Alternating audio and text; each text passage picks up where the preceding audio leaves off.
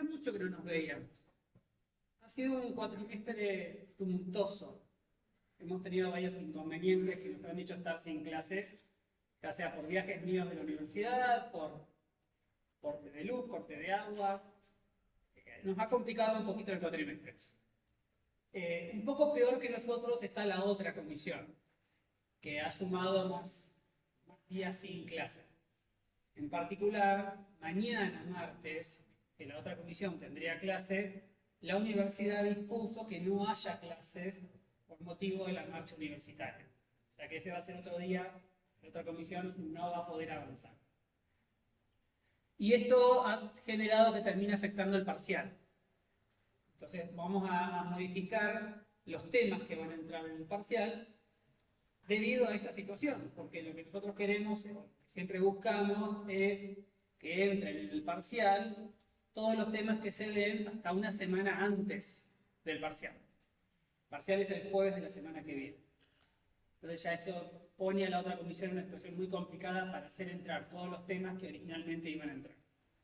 Entonces, ¿qué es lo que vamos a hacer? ¿Cuáles van a ser los temas que van a entrar en el parcial? O mejor dicho, ¿cuáles no van a entrar? Empecemos con los temas. Para el parcial va a entrar TDA pila y TDA cola, manejándolos como TDAs e implementando TDA pila y TDA cola. En particular, la implementación con nodos enlazados. ¿Se acuerdan de eso? Eso va a entrar. ¿Qué quiere decir que va a entrar? Que ustedes al momento de venir a rendir el parcial se podrían encontrar un ejercicio que diga, en función del TDA pila, implemente un método que reciba 2 pilas y devuelva una tercera, que la tercera sea la primera pila cosida tal cual como está y la segunda invertida arriba de la primera. Algo de ese estilo, no hace falta que lo entiendan ahora eso, estoy dando un ejemplo. O dada 2 pilas, devuelve una tercera que es intercalar los elementos de una pila con los elementos de la otra pila. Pero eso en función del TDA. ¿Qué significa? Que ustedes solamente pueden usar las operaciones que provee el TDA. Ya voy. Desapilar, apilar y cosas por el estilo. En ningún momento estaría mal si en la implementación me aparece que la pila es una regla. No, eso va en contra de lo que dice el enunciado. ¿Está bien?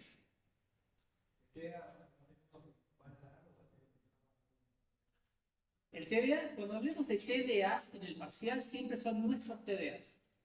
Entonces, cuando hablemos de pila y cola, son el TDA pila y el TDA cola visto en clase. No hace falta que se memoricen los métodos, porque los métodos se los vamos a dar.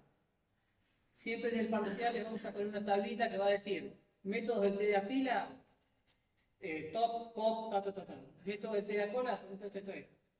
¿Sí? Van a figurar los nombres de los métodos, no los parámetros. Eso por ahí sí les pido que lo recuerden. O sea, ¿qué parámetros recibe una pilar? ¿Qué parámetros recibe el pop, el top? ¿Qué parámetros recibe el pila vacía? ¿Qué retorno? Eso sí lo tienen que saber. Lo que no tienen que saber son los nombres de los métodos. ¿Está bien?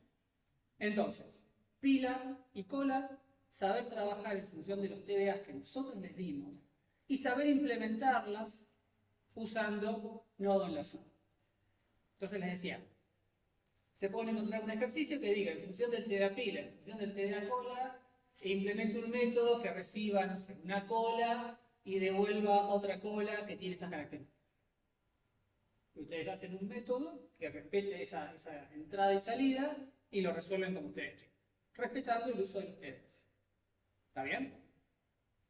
Otro método podría ser implemente con acceso a la estructura, un método del TDA pila que se llame intercalar fondo y tope. Que para la pila actual intercambie el elemento que está en el fondo por el que está en el tope y el que está en el tope por el que está en el fondo. Asuma o contemple que la pila está implementada con nodos enlazados. ¿Qué quiere decir eso? Eso quiere decir que ustedes ahora están resolviendo un método que tiene acceso a la estructura, que están resolviendo un método que está dentro de la clase pila. Una clase pila que está implementando la interfaz pila y que la estructura de esa pila está armada con nodos enlazados. ¿Está bien? Con esa información, ustedes ahí sí van a hacer un método intercalar fondo y tope, que no recibe parámetros, que va a afectar a la pila actual, porque estoy dentro de la clase, no recibo un parámetro en ese caso, recibo una pila. ¿Se entiende eso? Y lo van a implementar. Y al momento de implementarlo, ahí sí van a decir, bueno, pila en realidad es de tipo nodo enlazado, así que puedo hacer pila.get siguiente o pila.elemento, o puedo hacer un while. Si, por ejemplo, si pila es distinto de vacío, entonces me paro en el primer elemento, avanzo hasta que el siguiente sea nulo, así sé que es el último. Eso sí lo puedo hacer con acceso a la estructura, porque el enunciado me dice que tengo acceso a la estructura, o me dice que estoy dentro de la implementación del TD. ¿Me siguen con eso? ¿Está bien? Y lo que vamos a hacer con listas es solo trabajar con el TDA lista composición. No vamos a incluir en el parcial implementaciones de listas. Solamente TDA lista, composición. ¿Está claro? De vuelta, se puede llegar a encontrar con un ejercicio que les diga, trabajando con el TDA lista composición, implemento un método que reciba 2 listas y devuelve una tercera, que es la concatenación de la segunda a la primera. ¿Está bien? Pero eso lo tengo que resolver solamente usando el TDA lista. Y de vuelta van a tener todas las operaciones del TDA lista escritas en el enunciado del parcial, no los parámetros. ¿Está bien? ¿Queda claro eso? Eso es lo que va a entrar en este parcial. Los otros temas, implementación de listas, que han estado viendo con Sebastián, más que nada, un tema que vamos a arrancar hoy, van a quedar para el segundo parcial. Esto se hace en parte por la segunda comisión, que va un poco más lento que nosotros. Nosotros ya hemos visto temas que podríamos tomarlos, ya los vieron, pero para que el examen sea igual para las 2 comisiones, nos equiparamos con la otra comisión. ¿Está bien? ¿Queda claro eso? A mí lo que me gustaría es hacer un esfuerzo para que esta clase, que no va a entrar en el parcial, no signifique que se me apaguen la atención y no me den bolilla la cuidado. Porque esto van a tener que hacerlo en algún momento. ¿Está bien? Pero ya la clase que voy a dar hoy no entra en el parcial. Lo que explicó Seba en la clase pasada, de lista doblemente enlazada, con enlace al final, con centinela, tampoco va a entrar en este parcial. ¿Está? ¿Queda claro eso? Bien. Repasen los temas que sí entran en el parcial. Un poco cómo vamos a seguir ahora.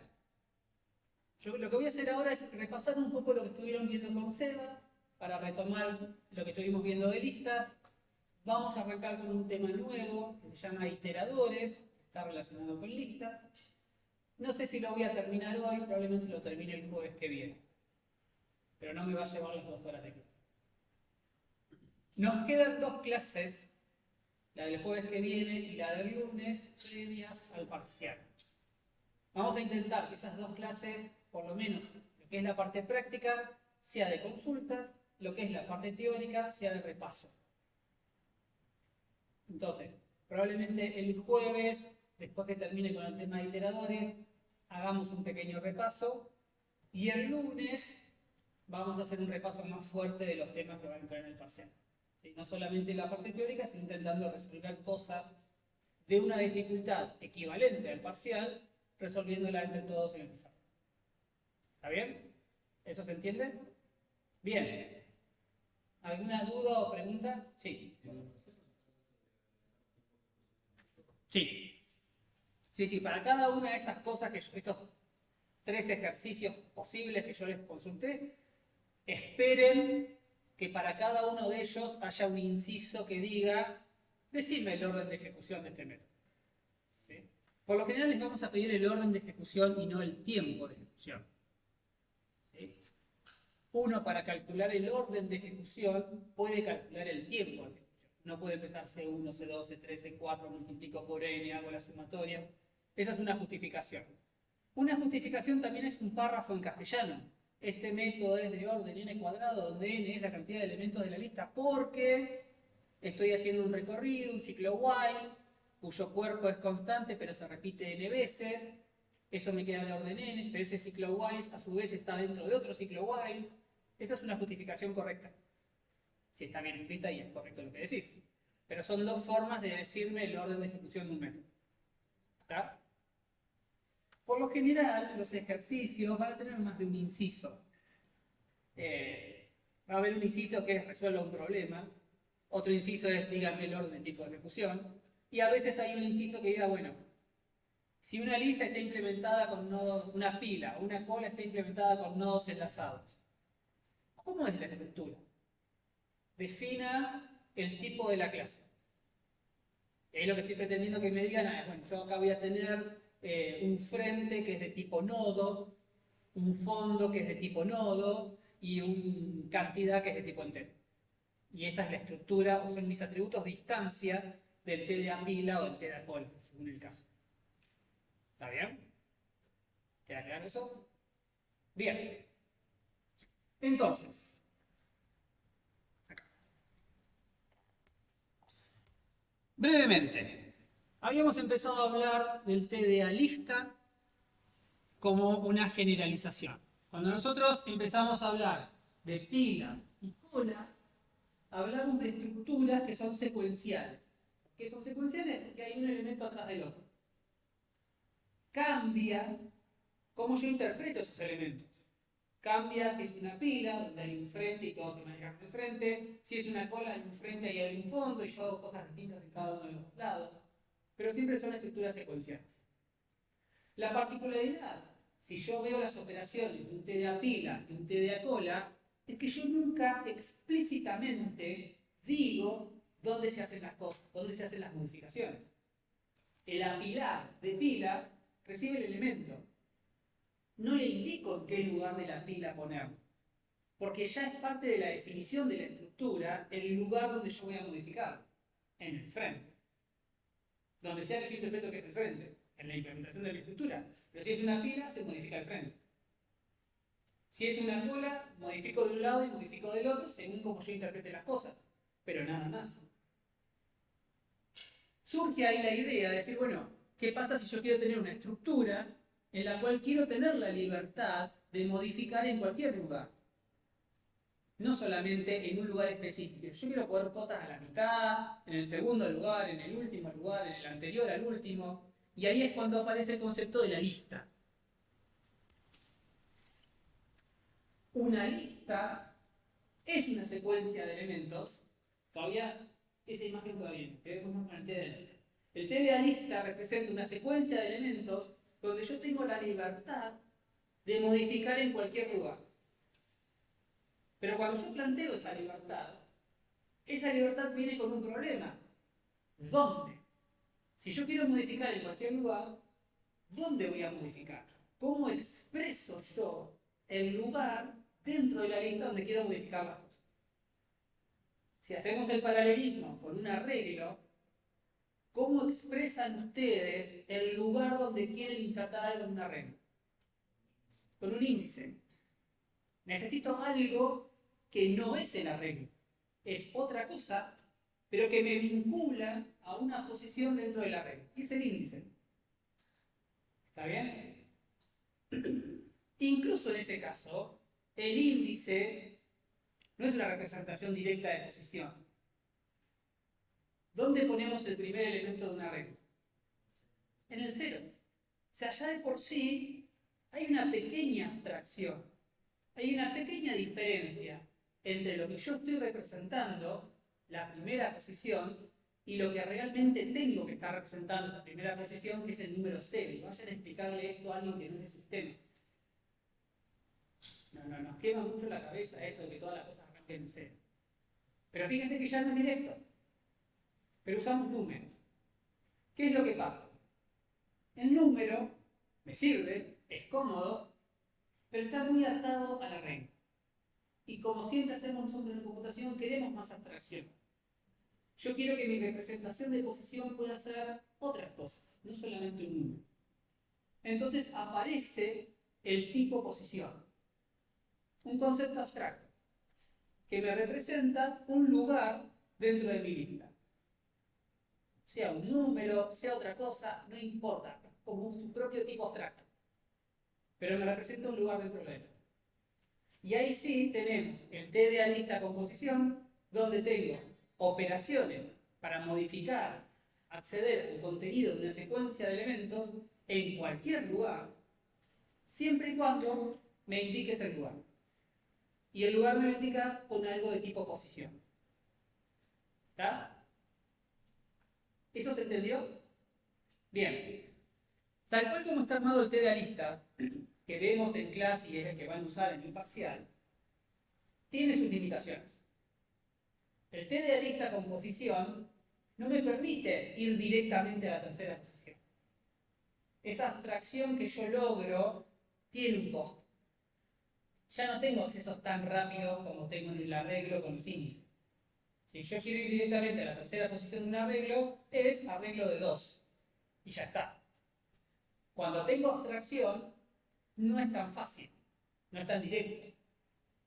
Si yo quiero ir a la tercera posición de una lista con posición, lo que tengo que hacer es obtener la primera posición, ¿sí?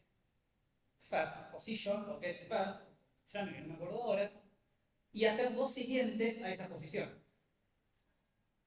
Porque dentro de las operaciones que me ofrece el TDA lista, hay operaciones para moverse con posiciones. Entonces, si yo tengo que implementar, no va a pasar esto en el parcial, pero supongan que el parcial les dice, implemente un método que retorne el tercer elemento de una lista, si es que existe, usando el TDA lista. ¿Cómo lo resolverían? Me estoy saliendo de la clase, así que permítanme un segundito.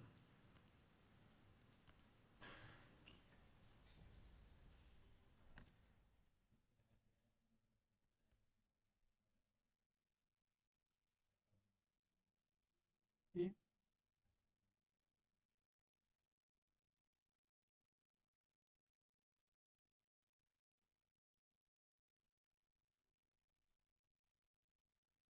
Va a ser algo de este estilo.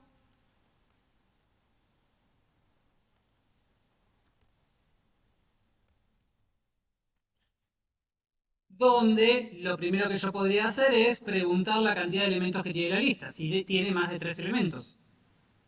¿Sí? If lista.size es mayor o igual a 3, yo sé que hay 3 elementos por lo menos.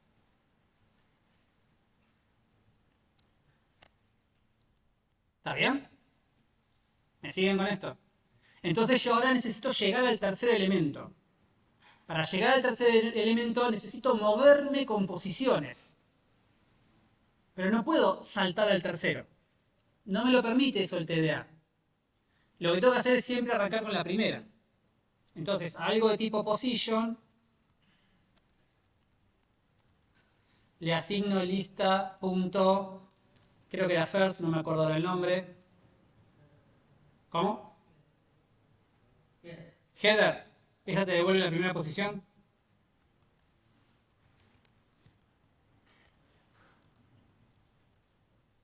Y ahora que estoy parado en la primera posición, tengo métodos para empezar a moverme. Si yo hago a pos, le asigno lista.next de pos, ¿dónde estoy parado? En el segundo. Si yo hago a pos, le asigno lista.next de pos, ahora estoy parado en el tercero. Y ahora puedo hacer return pos.element. ¿Sí? ¿Está claro? Entonces, siempre que hagamos cosas en una lista que tengamos que buscar elementos que no están ni al principio ni al final, tengo que moverme con pos. Tengo que moverme con posición y con métodos para manejar la posición como un elemento abstracto. ¿Por qué? Si este es un ejercicio... ¿Tienen alguna duda, chicos?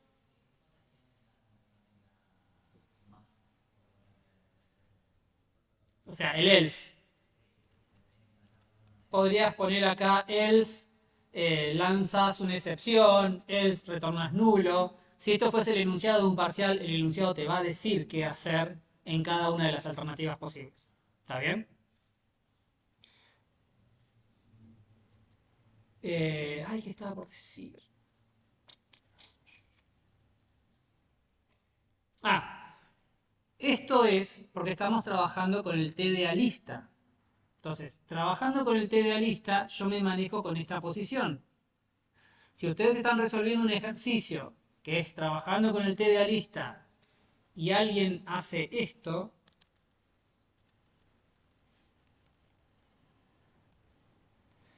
eh, eso está mal, porque no puedo acceder a un campo de la lista, solamente puedo acceder a métodos de la lista. Estoy intentando acceder a una estructura que no puedo hacerlo porque estoy justamente trabajando con el TDA. Lo mismo pasaría si alguien hiciera esto.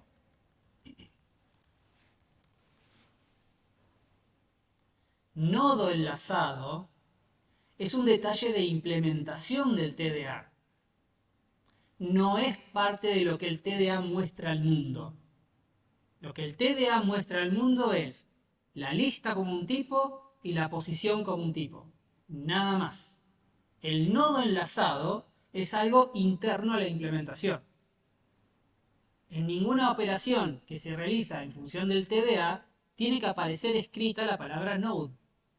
Porque eso es algo de implementación, ya sea pila, cola, lista, lo que sea. Si están trabajando con el TDA, esto nunca tendría que aparecer. ¿Está bien? La realidad es que si en un examen ustedes se les pide que trabajen con el TDA y hacen esto, están muy cerca de desaprobar. Porque están violando la primera condición del enunciado, trabajar con el TDA. Y lo primero que hacen es violar el TDA accediendo a la estructura. ¿Sí? Entonces, mi recomendación es, en el parcial, cuando vayan a leer un enunciado, tómense unos minutitos para prestar atención a esto. Pregúntense, ¿cómo me están pidiendo que resuelva esto? ¿Con el TDA o con la estructura? Si es con el TDA, solo operaciones de TDA. Punto. Si es con la estructura, puedo usar las operaciones del TDA. Nadie se los prohíbe, pero a su vez tengo el acceso a la estructura. ¿En qué me beneficia tener el acceso a la estructura? ¿Qué provecho le puedo sacar a eso? Obviamente el beneficio está en que vos podés modificarlo a tu gusto. Exactamente. ¿Está bien? ¿Se entiende esto que estoy planteando? Bien. Entonces,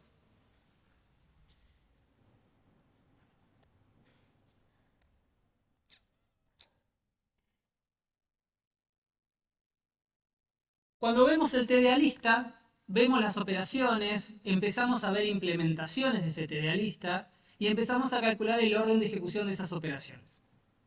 Y lo que se vio en clases anteriores es que cuando implementamos el TDA lista con nodos enlazados, el mismo nodo enlazado que usábamos para pilas y colas, había operaciones que eran de orden n. ¿Sí?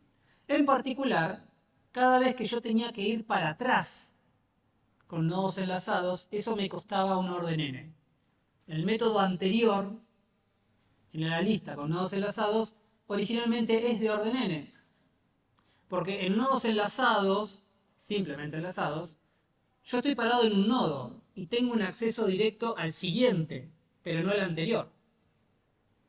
La única forma de conocer cuál es el anterior a un nodo enlazado es parándome en el principio y empezar a avanzar hasta llegar al nodo enlazado cuyo siguiente nodo enlazado es el cual yo estoy parado.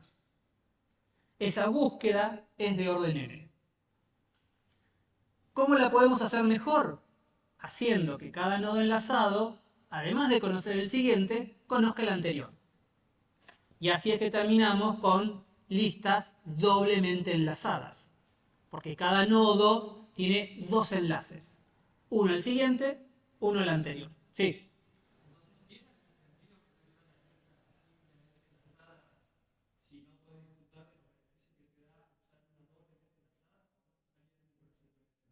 La realidad es que nunca la vamos a usar. Muchas de las... A ver, cuando uno define estructuras, hay varios factores que le dan forma a tu estructura. Uno de ellos es la tecnología que vos tengas. ¿Cuánta memoria tenés disponible? Muchas de las estructuras que vemos tienen formas raras, en parte porque surgieron en una época en donde existían limitaciones a la cantidad de memoria que podías usar, a la cantidad de enlaces que podías tener. Entonces, se hacían las estructuras por ahí lo más sencillas posibles que soportara la tecnología que estabas usando. Y por eso quedaba una lista simplemente enlazada. Porque por ahí no tenías espacio en memoria para agregar un segundo enlace a cada nodo. Por eso es que se ve primero esa. Pero se identifica ese problema. Cuando la tecnología te permite a vos tener dos enlaces por nodo, tiene sentido usar siempre doblemente enlazado. ¿Está bien? Acá siempre comento esto que una vez leí hace muchos, muchos años. ¿Conocen el Mortal Kombat? Es un juego de pelea, es muy viejo, arrancó hace mucho tiempo, en el 96 más o menos, para la Sega Drive, o la Mega Drive que era de Sega. Originalmente uno de los personajes, que era Raiden, que es el que tira rayos de luz, de electricidad, iba a luchar con un palo. Lo leí en una revista, una entrevista al creador de Mortal Kombat. Y el tipo decía que no lo pudieron incluir por una limitación de memoria. Entonces, a veces la tecnología limita las cosas que vos podés hacer.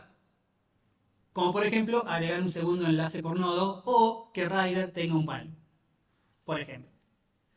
Entonces, agregando el enlace para atrás y teniendo la lista doblemente enlazada, hacemos que aquellas operaciones que involucraban ir para atrás, como la operación anterior o incluso la operación insertar, porque el insertar necesita modificar el enlace anterior, o el eliminar necesita modificar el enlace anterior, y eso era de orden n, se vuelven constantes. ¿Está bien? Bien. Pero siguen quedando otras operaciones de orden n, que son aquellas que me llevan al último lugar, como es por ejemplo el add last, o la que me devuelve last como última posición. ¿Sí? De nuevo, modificamos la estructura para favorecer ese orden de ejecución. Y la modificación es lista doblemente enlazada con enlace al final.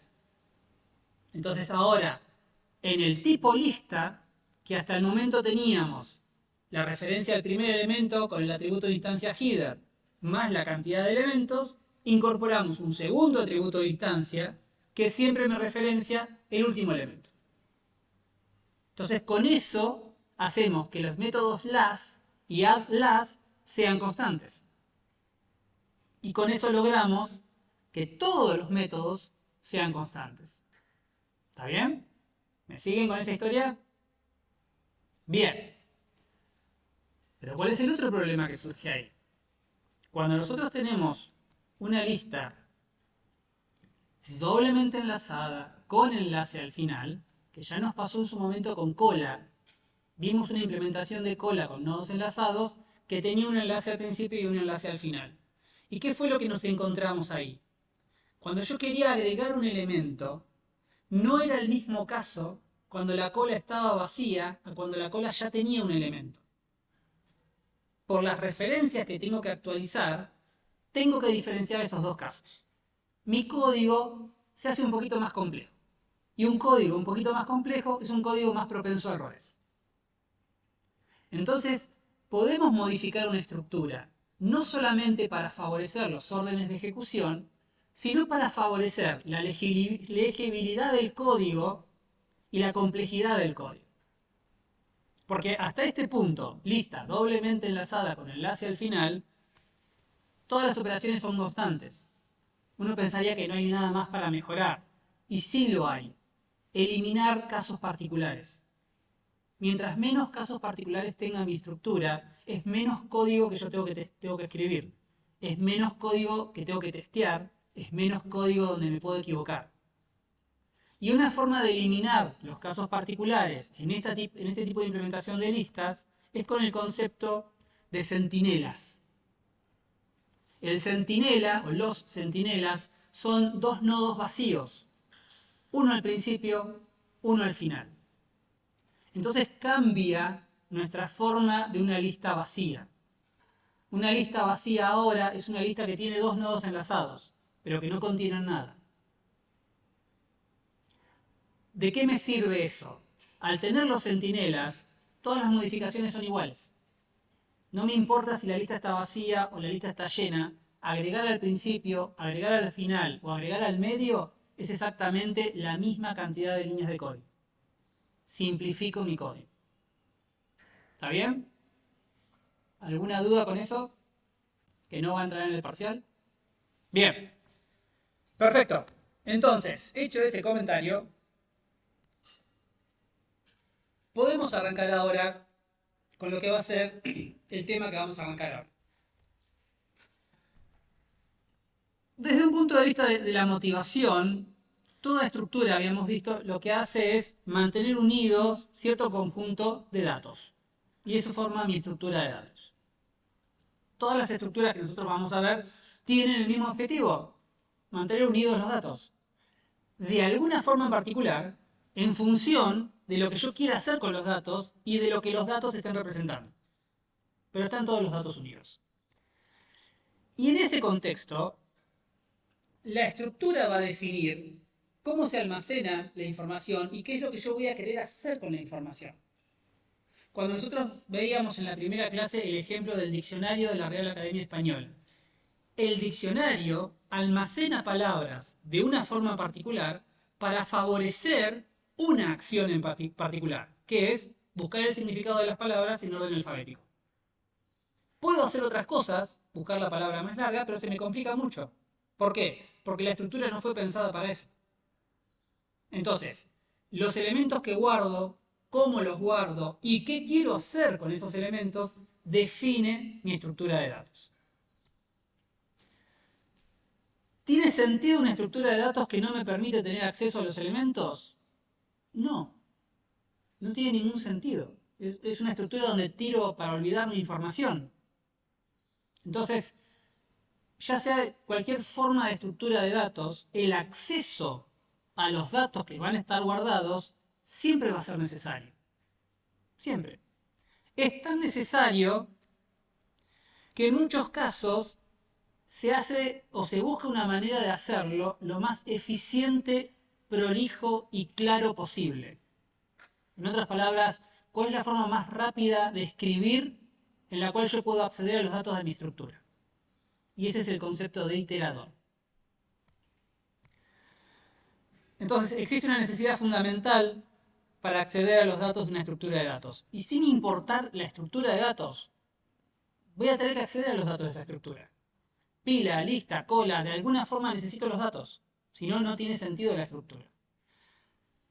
Esta idea de recorrer todos los elementos es fundamental y es común a cualquier estructura. Tan común que vamos a ver cómo se puede hacer de la manera más eficiente y con 2 líneas de código. Si fuese una lista, lo que yo tengo es, obtengo la primera posición, obtengo la última, mientras mi P no sea la última posición, obtengo un elemento, avanzo al siguiente elemento. Y por último, obtengo el último elemento, que es el que no estoy obteniendo de la última posición. Este patrón de algoritmo me permite recorrer todos los elementos de una lista. ¿Sí? ¿Está claro eso? Entonces, para cada elemento de mi lista, hacer algo con mi elemento.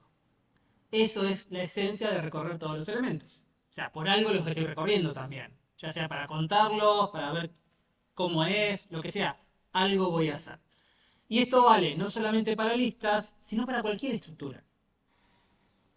Para cualquier estructura de todas las que vamos a ver. Y vamos a ver, algunas llaman árboles, grafos, mapeos, diccionarios y un montón más. Esta es una necesidad fundamental. Quiero recorrer todos los elementos que hay en la estructura. Y ahí es donde aparece este concepto que se llama iteradores.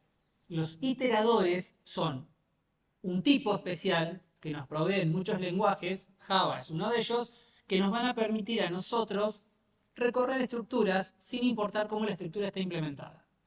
Sin importar si la estructura tiene el concepto de posición, no tiene posición, es una lista, es una pila, es un grafo, es un árbol, es lo que sea, las puedo recorrer. Entonces, el objetivo de un iterador es recorrer los elementos de una estructura haciendo una abstracción de cómo se arma ese recorrido. O sea, no quiero saber nada, solamente quiero que me digas cuáles son los elementos de la estructura. Ocultame todo, dame los elementos de la estructura, eso es todo lo que yo quiero. Eso lo logra el iterador. El iterador, en términos de un algoritmo, lo que hace es, una estructura nos va a dar un iterador. Por eso le digo que es un tipo nuevo, pero es una interfaz. Una vez que yo obtengo este iterador, el iterador representa un recorrido de la estructura. Yo acá tengo en mi iterador todos los elementos de la estructura recorridos.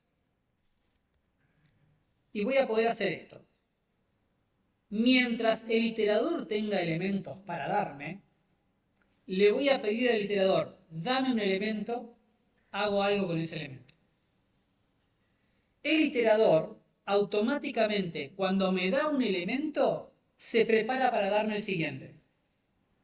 No le tengo que decir al iterador, avanza a un lugar. No, es más simple que eso todavía. Como les decía, el iterador está pensado para simplificar al máximo el recorrido de una lista. Dame un elemento, pasar al siguiente, es obvio que lo vamos a tener que hacer, así que no hace falta que lo escribamos. Donde el iterador nos da un elemento, ya se pone en posición o se prepara para darnos el siguiente. Si es que hay un siguiente para darnos. Por eso es que cada vez que hacemos este ciclo, le preguntamos al iterador, che, ¿tenés algo más para darme? Sí, dámelo. Me lo da, se prepara para dar el siguiente. Si no hay un siguiente, cuando yo le vuelvo a preguntar al iterador, ¿tenés algo más para darme? El iterador me dice, no, ya acabé. Y ahí termina. ¿Sí? Ese es el objetivo del iterador. Todas las estructuras que nos da Java, propias de Java, nos dan iteradores.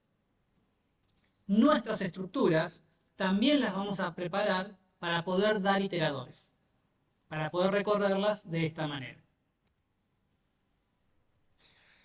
¿Qué es lo que pasa? Hay más de una forma de recorrer una estructura.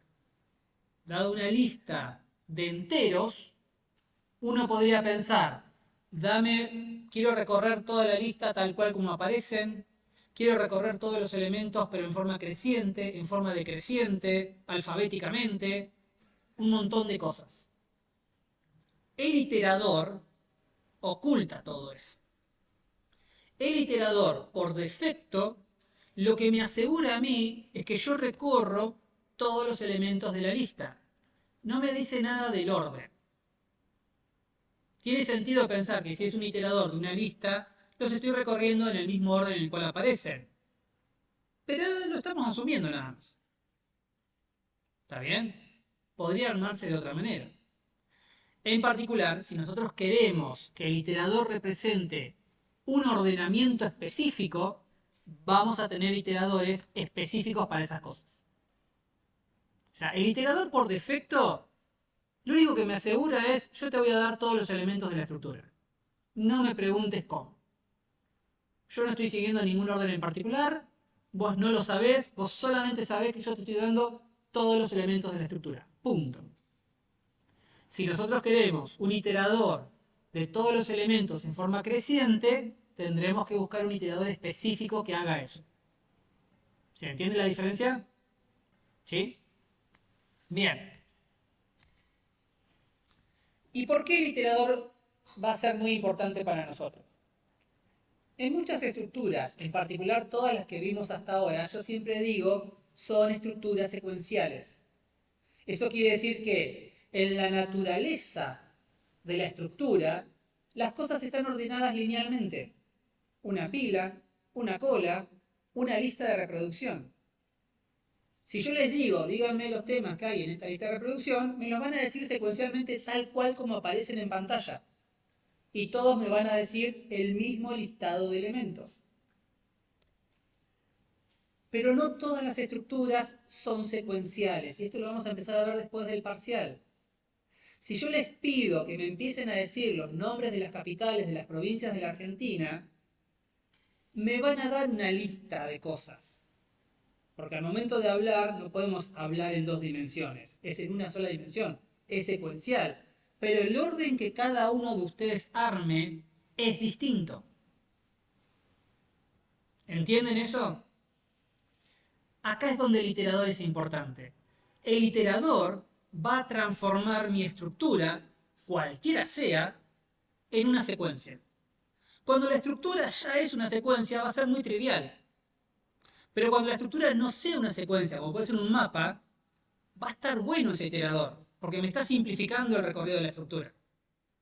Si yo tengo que recorrer un mapa con un mapa, ¿y por dónde empiezo? Y arranco por La Pampa, yo soy de La Pampa. ¿Por dónde sigo? Y no sé, por Buenos Aires, por Río Negro, por Neuquén, por Mendoza, por San Luis, por Córdoba. No es trivial por dónde vamos. Entonces es un problema más que tenemos que resolver. En cambio, el iterador me resuelve ya ese problema. No sé cómo, es parte de la abstracción. Pero el iterador me dice, toma las capitales de las provincias. Hay una primera, hay una siguiente, y en algún momento te voy a decir que no hay más.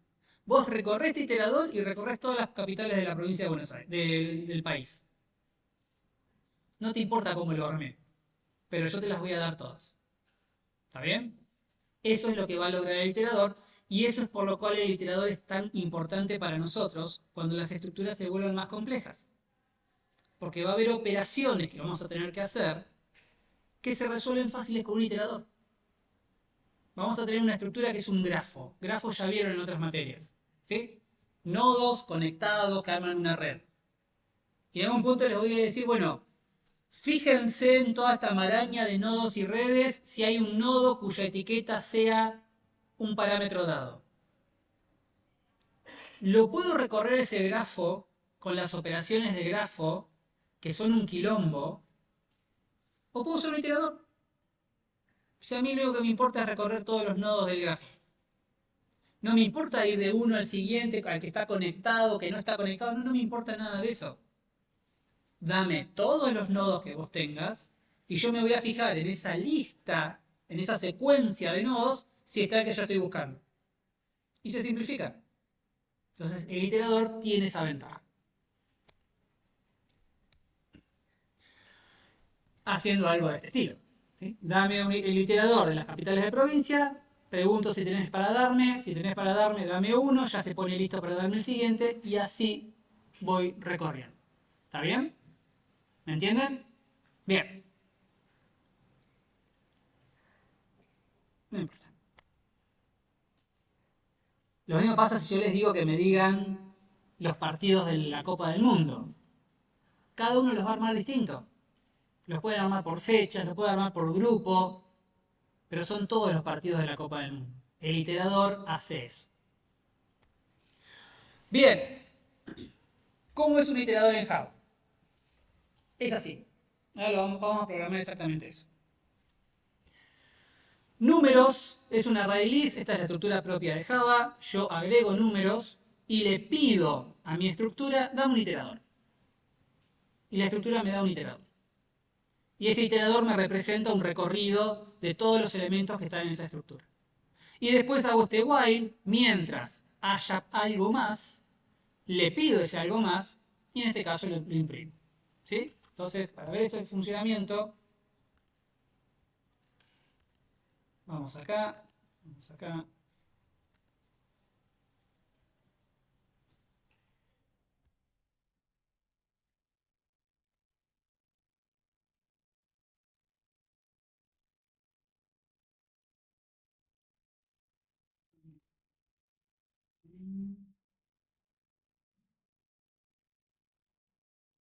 Array list.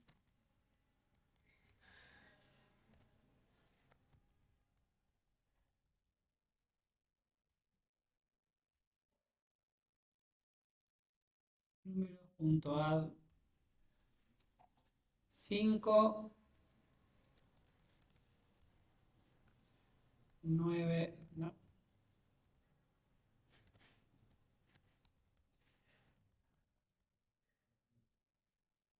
7. Ahora hago iterator. Le digo al iterador sobre qué tipo de elemento va a iterar, porque como el iterador me va a dar elementos, necesita saber el tipo de esos elementos. Esto es genericidad paramétrica. ¿Sí? El iterador es como una estructura paramétrica. Le asigno números, punto, iterator. ¿Sí? Ese es el método que me devuelve un iterador. Y ahora digo, mientras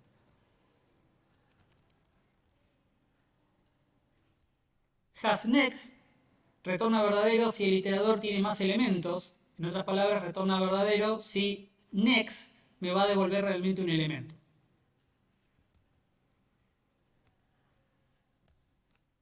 Me dice que tiene elementos para darme, entonces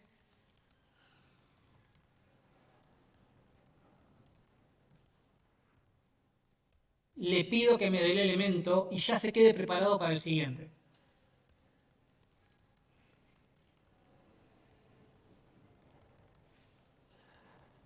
Y lo imprimo por pantalla.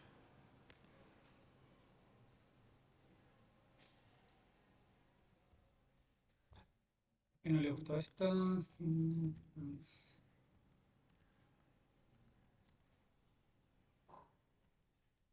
Ahí.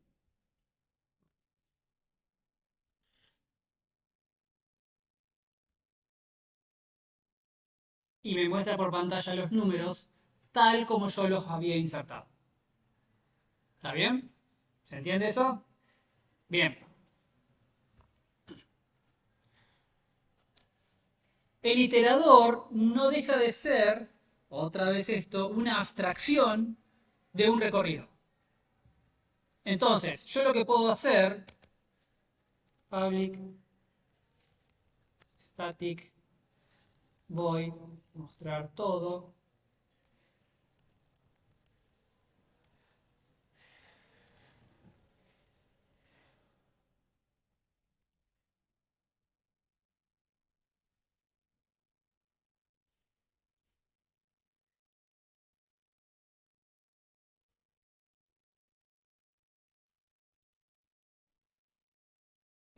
Mostrar todo con iterador. Esto debería seguir funcionando. Y si yo ahora hago otra lista más,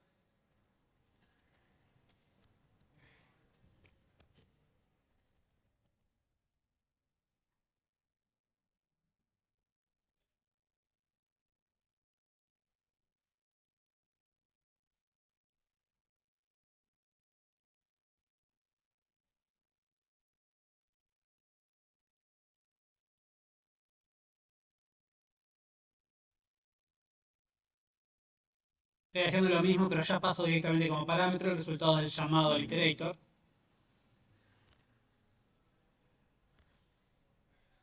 Me muestra la segunda lista.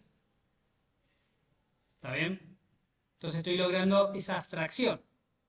El iterador, fíjense que a través del iterador yo estoy obteniendo todos los elementos de la estructura sin interactuar con la estructura. La estructura me da el iterador y después yo interactúo con el iterador y no con la estructura. El iterador es una excelente manera de recorrer estructuras para consultarle cosas a la estructura. No es tan recomendado para modificar la estructura. Si nosotros tenemos que modificar la estructura, muchas veces el iterador, como no sabemos cómo está implementado, no sabemos si a lo que estamos accediendo es una copia o son los elementos mismos dentro de la estructura, no es la mejor opción cuando hay que modificar. Entonces, dada una estructura, contar cuántas veces aparece un elemento dado, iterador de una. Dada una estructura, eliminar todas las apariciones de un elemento dado y le esquivaría al iterador.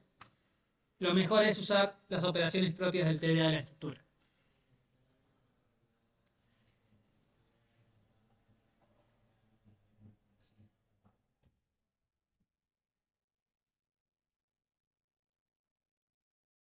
Sí, sí, podrías poner una condición de corte tranquilamente.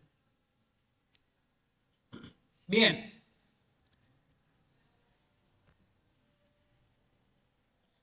Incluso hubo gente que miró esto y dijo, che, esto es mucho texto. Yo quiero escribir menos. Más o menos lo que pasa acá. Alguien quiso hacerlo más rápido. Alguien lo quiso hacer escribiendo menos código. Y así es como aparece lo que llamamos el for each. Que en una sola línea de código hace todo. En vez de hacer este while, ¿me cerrás la puerta, por favor?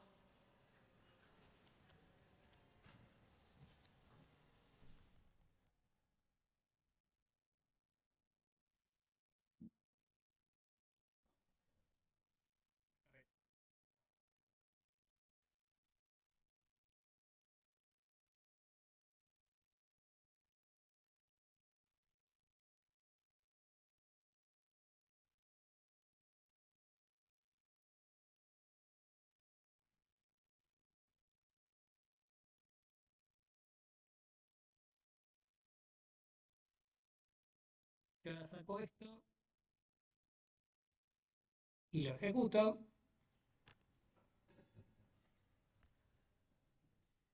Me sigue funcionando. Este es lo que vamos a llamar un for each, que en algunos lenguajes es solamente un for, en otros lenguajes es realmente for each todo junto. Esta línea de código está haciendo todo. Esta línea de código está diciendo obtener el iterador y para cada elemento del iterador que lo vas a instanciar en la variable número de tipo integer, hace el bloque de código que está dentro de este for. O sea, obtener el primero, obtener el siguiente, hasta que no haya más elementos, todo eso se resume en esta línea de código. ¿Sí? Fíjense algunas particularidades de esta línea de código. Acá, en estas líneas, no estoy mencionando el iterador. En lo que yo tenía antes,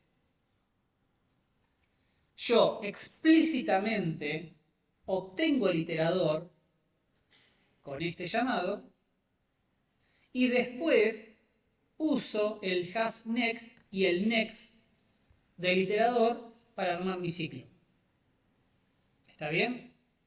Sin embargo, cuando yo uso el for each, nada de eso se menciona.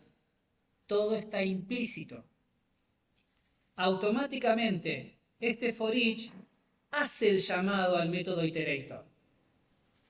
Internamente está obteniendo el iterator y está haciendo internamente el hasNext y el next. ¿Sí? Eso significa que si nosotros queremos que nuestras propias estructuras puedan ser recorridas de esta manera, nuestras estructuras van a tener que incorporar un método que se llame iterator, que me devuelva algo que sea un iterador y que contenga un hasNext y un next. ¿Está? Pero antes de entrar en eso, y ahora hacemos un break. ¿Se entiende cómo funciona el for each? ¿Sí? Más o menos. Vamos por partes. La estructura contiene elementos. ¿Sí? Bien. Esta línea de código lo que va a hacer es, para cada elemento de tu estructura, agarra un elemento, lo pone en esta variable que está acá arriba y ejecuta este bloque de código. Una vez que ejecutó este bloque de código, agarra el siguiente elemento, lo pone en esta misma variable y ejecuta de vuelta este bloque de código. En ese proceso, cuando no haya más elementos, sale del ciclo. ¿Está bien? Paso a paso. ¿Se entiende un poco la idea? Bien. Entonces, ahí es donde pasamos a tener que ver cómo vamos a hacer nosotros para ofrecer nuestros propios iteradores. Y con esto nos vamos al break. Es un quilombo. Hacemos un break y ahora vemos cómo se resuelve ese quilombo. ¿Sí? Bien.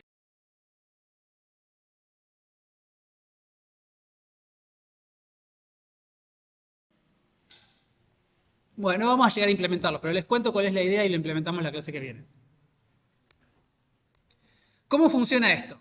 ¿Cómo tengo que hacer yo para que mi estructura, mi implementación del TDA lista permita usar iteradores con el next y el hasNext y permita el for each? Una aclaración.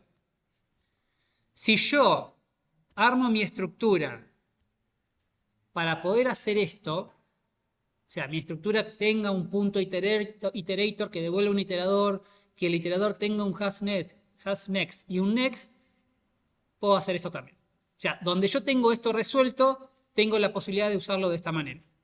¿Sí? No es que tengo que hacer cosas distintas. Donde hago esto de acá arriba, ya puedo hacerlo de acá abajo. ¿Está? Entonces, vamos por partes. Lo primero que tengo que hacer es entender que una estructura que quiero que sea iterable con un iterador tiene que implementar una interfaz específica que es la interfaz iterable. ¿Sí? Recuerden que nosotros podemos implementar para una misma clase muchas interfaces. Podemos heredar de una sola clase, pero podemos implementar todas las interfaces que queramos. Entonces, yo agarro una clase que se llama lista doblemente enlazada con centinelas. Y nada más. Eso es una clase, solita en el mundo. Y digo que implementa position list. Donde yo escribo implementa position list, ahí el compilador me va a marcar un error y me va a decir, bueno, si implementás esta interfase, tenés que agregarme todos los métodos de la interfase. Entonces yo los agrego y los completo. Si pongo coma iterable, me vuelve a decir, bueno, te está faltando un método y es el método iterator, que me devuelve un iterador. ¿Está bien? Entonces, primer paso para que mi estructura sea iterable es incorporar una interfaz nueva, la interfaz iterable. Esa interfaz me obliga a mí a incorporar un nuevo método que es el método iterator, que es este método que estamos usando acá. ¿Está bien? Es el mismo. Ese es el primer paso. Entonces, mi estructura va a implementar la interfaz iterable, lo que significa que va a devolver algo de tipo iterator. Iterator es otra interfaz. El iterator es otra cosa. Es una interfaz, es decir, define un comportamiento, y ese comportamiento es tener dos métodos. hasNext, que retorne un booleano, y next, que me retorne un elemento. ¿Está? Pero es una interfaz, no es una cosa concreta. Esto significa que nosotros vamos a tener que implementar una clase nueva, la clase iterator, que implementa la interfaz iterator. ¿Ven que es un quilombo? Repasemos. Si yo quiero hacer el for each, yo quiero poder usar iteradores, tengo que cubrir varias vacancias. Lo primero es, mi estructura tiene que ser iterable. Para que mi estructura sea iterable, tiene que implementar la interfaz iterable y retornar un iterador. Pero el iterador que retorna es un iterador que yo voy a crear con una clase nueva, que es esta de acá. Esta clase nueva, para que realmente sea un iterador, tiene que implementar la interfaz iterator. Y la interfaz iterator me obliga a mí a tener dos métodos por lo menos. Puedo agregar todos los que quiera, pero tengo que tener el hasNext y el next. ¿Cómo va a funcionar esto? En mi TDA lista de simplemente doblemente enlazado con centinelas como yo quiera implementar, cuando a mí me pidan un iterator, en ese código voy a crear mi propio iterador. Estoy dentro del TDA, así que yo lo creo como yo quiera. Lo creo, lo armo, agrego los elementos como yo quiera agregarlos y retorno a ese iterador que contiene los elementos. Quien recibe el iterador, recibe algo de tipo iterador. Porque es lo que define la interfaz. Retornar algo de tipo iterador. Internamente es el mío, pero la otra persona no lo sabe, solamente sabe que es un iterador. Entonces, sobre ese iterador es que va a poder armar este ciclo. Y cada vez que haga hasNext o cada vez que llame a next, lo que se va a estar ejecutando realmente son mis implementaciones de hasNext y mi implementación de next. ¿Está? ¿Me siguen con esta idea?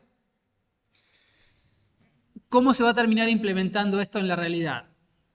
Cuando nuestras estructuras sean secuenciales, como es el caso de una lista, mi iterador es lo mismo que la lista. Porque recordemos, el iterador lo que hace es transformar en una secuencia mi estructura de datos. Cuando mi estructura de datos ya sea una secuencia, la realidad es que el iterador no tiene que hacer nada. Solamente el iterador va a hacer la misma lista. Lo que van a hacer nuestros iteradores de listas es mantener una posición interna, que es la que vamos a usar para resolver el hasNext y el next. ¿Sí? Sí.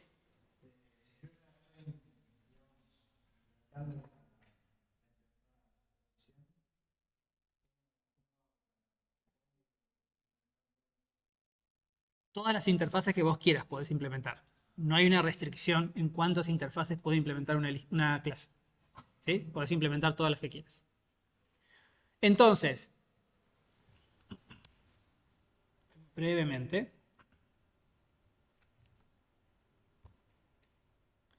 yo vengo, por ejemplo, a lista. Acá, fíjate que estoy implementando la position list E. Y ahora digo que implemente iterable. Automáticamente, donde yo grabe esta clase me va a dar un error. Porque donde yo grabo, corre el compilador ejecuta y no me da ningún error. ¿Por qué? ¿Ya lo tiene? Ah, porque ya estaba. Ahí está. Ahí me dio el error.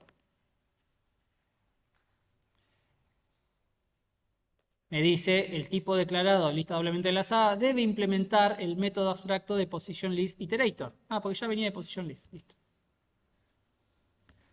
Ahí está. Entonces, ahora estoy implementando la interfaz con el método iterator. Iterator tiene que devolver un iterador. Pero iterador no es una interfaz. No puedo crear una instancia de iterador. Tengo que hacer mi propio iterador. Lo que significa que yo acá adentro,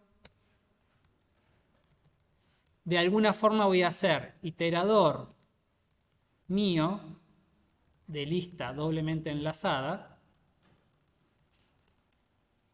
IM. Le asigno nuevo iterador mío lista doblemente enlazada.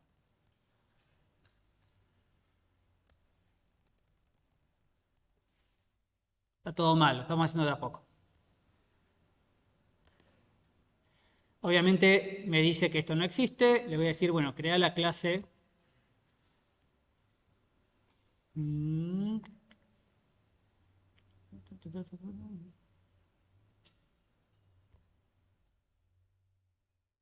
Pero esta clase va a ser un iterador. Por lo tanto, necesito que implemente la interfaz iterator. Lo que significa que este iterador tiene que tener un hasNext y un next. ¿Está bien? Estoy completando esos cuadraditos que veíamos que tenemos que hacer para poder hacer un iterador. Ahora, yo lo que necesito ¿Qué es lo que no le gustó?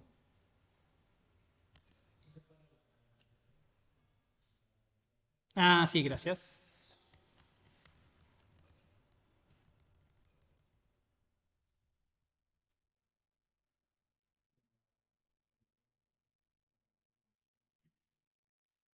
Ah, perfecto, tenés razón. Ahí está, gracias.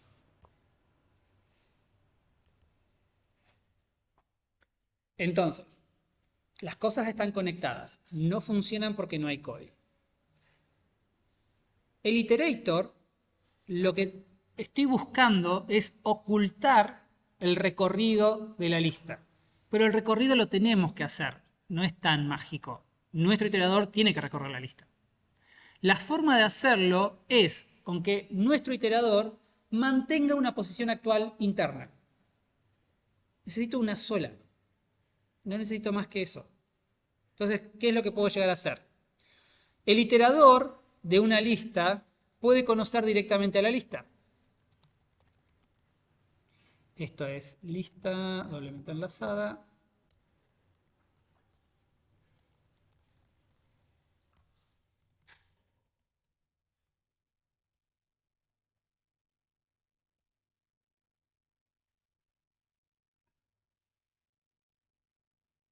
Conoce la lista e internamente tiene una posición. Una sola posición es todo lo que necesito para recorrer una lista. ¿Está bien? Lo que yo voy a hacer es, en el constructor,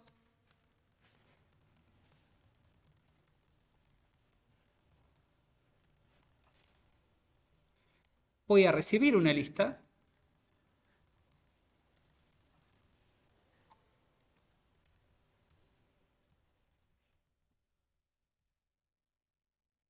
que es la lista sobre la cual voy a iterar, y le voy a decir al iterador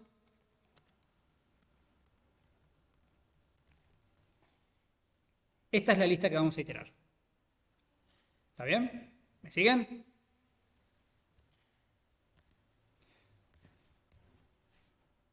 If mi lista punto. Si la lista no está vacía,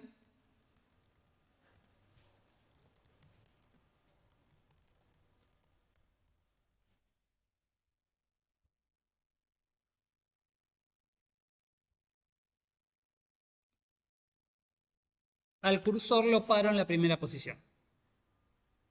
¿Está bien? Y ahí mi iterador está listo. Está vinculado a la lista y tengo una posición puesta en el primer elemento. Yo ahora necesito definir el comportamiento de estas dos operaciones. HasNext, el cual me tiene que decir si hay más elementos para recorrer, y el next, el cual me tiene que dar el elemento y después de pasármelo al siguiente. Eso lo puedo hacer trabajando, consultando la posición de position, consultando la ubicación de mi cursor con respecto a la lista. Lo voy avanzando a medida que puedo avanzar. Cuando no hay más para avanzar, este HasNext va a retornar falso.